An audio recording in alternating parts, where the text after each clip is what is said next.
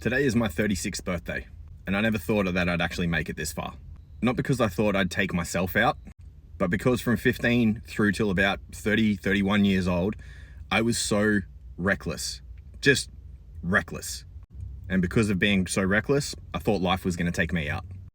And if you're a young fella that feels like I used to, here's some lessons that I learned that hopefully you can learn from me. Because it's easier to learn from someone else's mistakes so you don't have to do them yourself. The first lesson is to slow down. And when you slow down even more. I can guarantee you that the sun will rise again tomorrow. Lesson 2, save for tomorrow. Save at least 10% of your pay every single week. Put it into a savings account. Learn how to make money work for you. Just because you're saying yes and doing all the things that you want to do now, tomorrow's still going to come. There's going to be things that are going to smack you upside the head, and you need to have money set there, ready to go, just in case. Lesson number 3, if your friends don't approve of her, especially your friends' girlfriends, she's not the one. Lesson 4, if you ignore lesson 3, make sure that you take any signs of abuse, violence, anything like that very seriously. It's not just a once-off. There's a pattern for a reason. Get the fuck out of that relationship. Lesson 5, still involving relationships.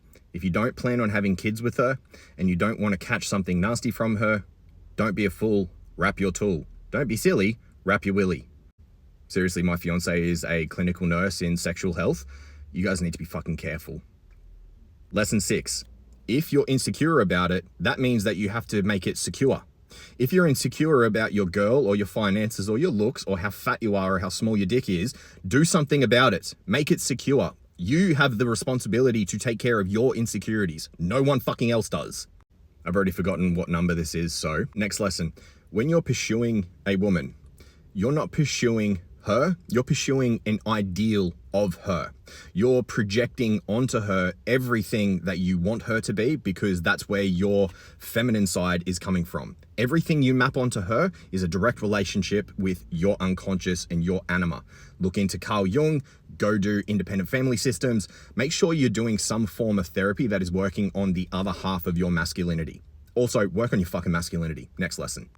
Next lesson is also about masculinity. Don't ever let anyone tell you that being masculine is bad. The absence of masculinity is bad. Integrated masculinity is some of the healthiest, most beautiful, nurturing, compassionate, strong, resilient thing that this world desperately needs. You cultivate that, you become stronger, and you become so much more trustworthy in the eyes of everyone. You become more immature, you project more, you cause more pain, you manipulate, gaslight, all these sorts of things, people are going to trust you less.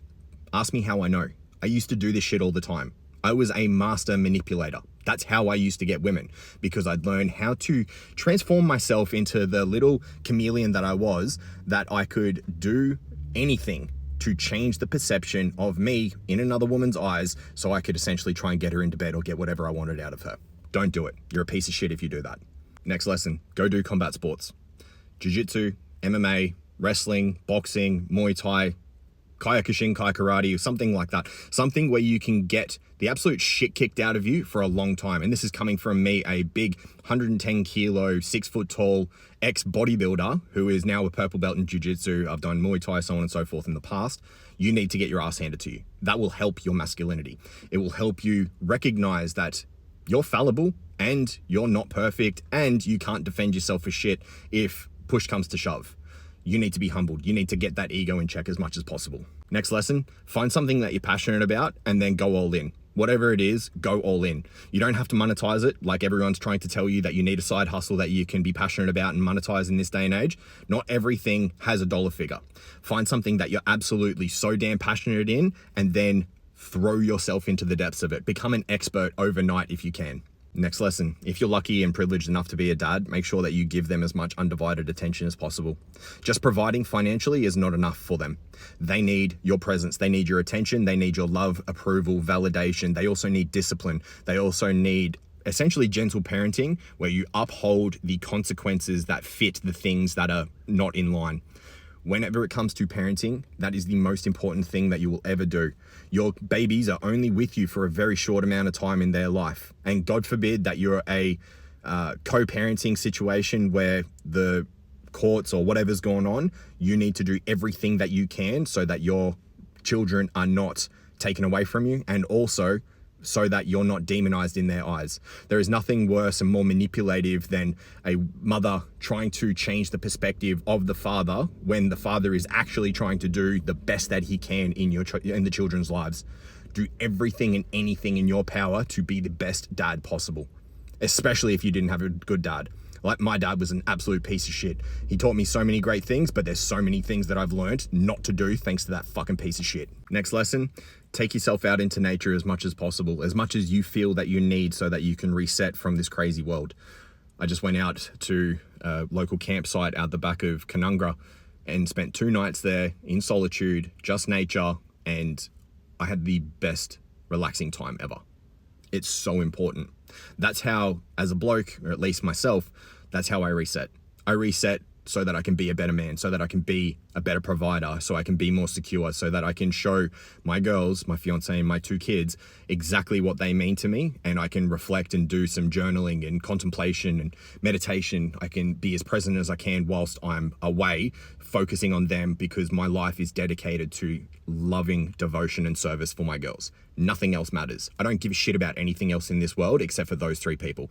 Obviously, I love my friends and my extended family, but they're the most important thing in this world. I will do anything and everything to be the man that they deserve, to project the ideal, and my ideal is Superman. I want to be Superman for them. I don't want to be anything else. They matter the most. So if I need to go into my fortress of solitude so that I can rest, recover, rejuvenate, contemplate, so I can go through my own shadow and go through my hang-ups and insecurities and all the rest of the things so that I can integrate those and be a better man, then I'm going to do it. They deserve the best version of me at all times. And if I'm a snippy little cunt, they don't deserve that. You need to fix that shit. Now, these lessons have been really pretty much hyper masculine, have been very pushy, shovey, like rah-rah sort of masculinity. So I want to change it off a little bit and soften a little bit as well.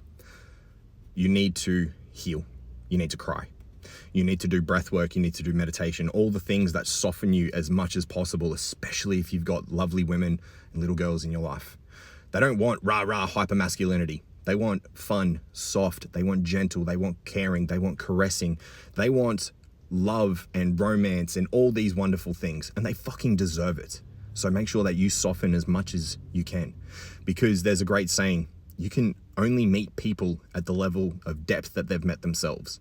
So if you choose to go really deep and you choose to soften into this beautiful, kind-hearted, coming from a heart space man that can just hold space, that can be the container for them to surrender into, you've won the game. I promise you, out of any of the lessons, if you just learn how to do that, balance your masculinity and balance your femininity so that you can create this perfect, safe container for them, they will thank you forever and ever and ever. Honestly, it's one of the most important lessons.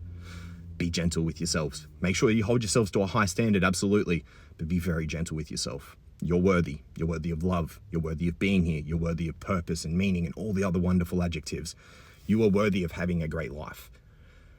Don't let any other dickhead or any other problem in the world distract you from the fact that you're here for a reason. You need to find what that reason is, though. You need to cultivate it. You need to nurture it, develop it. You're worth it. You got this. If you need a little bit of a hand, you need some kind words, you need some stern words, come back to this video, message me, whatever. But you got this. You fucking got this. Now go get after it.